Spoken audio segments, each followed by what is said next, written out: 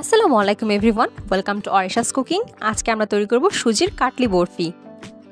চলুন বরফি তৈরির রেসিপিটি দেখে নেওয়া যাক। বরফি তৈরি করার আগে এখানে আমি একটি প্লেটের মধ্যে ঘি মাখিয়ে নিব। আপনারা বরফির মিশ্রণটি যেটার মধ্যে ঢেলে নেবেন ঠিক সেটার মধ্যে ঘি মাখিয়ে নেবেন। প্লেটে ঘি মাখানো হয়ে গেলে এর উপর থেকে আমরা দিয়ে দেবো বাদাম আর কিশমিশের কুচি।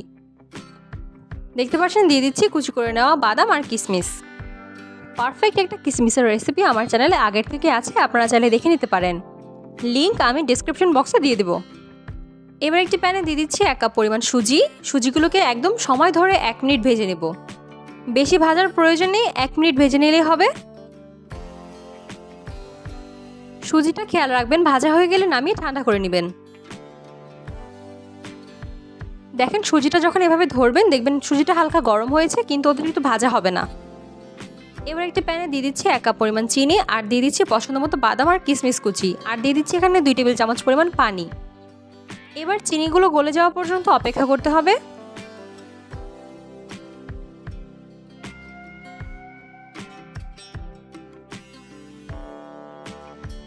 চিনিটা ভালো মতো জাল হয়ে গেলে এর মধ্যে দিয়ে দিচ্ছি আগে থেকে ভেজে রাখা সুজি।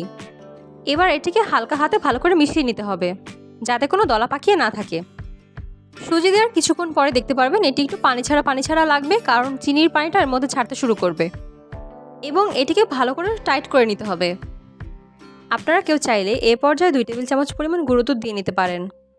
আমি দিচ্ছি না, কারণ পরবর্তীতে আমি মাওয়া দেব। এ পর্যায়ে দিয়ে দিচ্ছি 1 চামচ পরিমাণ ঘি। আপনারা খেয়াল করলে দেখবেন আগে আমরা ঘি ব্যবহার করিনি, এ পর্যায়ে ঘিটা দিয়ে নিতে হবে। হালুয়াটা যখন দেখবেন কড়াইতে আর লাগছে না সে পর্যায়ে হালুয়াটি নামিয়ে নেবেন।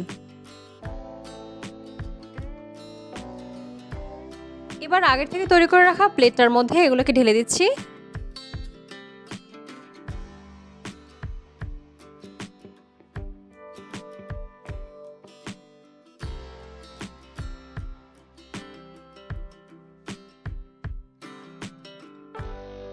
এবার হালুয়াটি ভালো করে ছড়িয়ে নিয়ে এর উপর থেকে মাওয়া কুচিয়ে দিচ্ছি। এটিকে আবার আছে অনেকে খোয়া ক্ষীর বলে।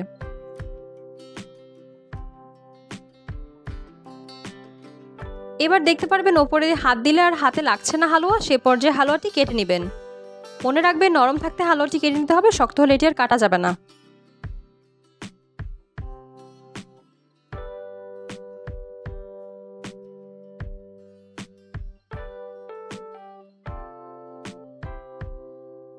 এবার হালুয়াটি কাটা হয়ে গেলে এটিকে আমরা ফ্রিজে রেখে ঠান্ডা করে নিয়েছি। এবার আরেকবার কেটে এগুলিকে তুলে নিচ্ছি।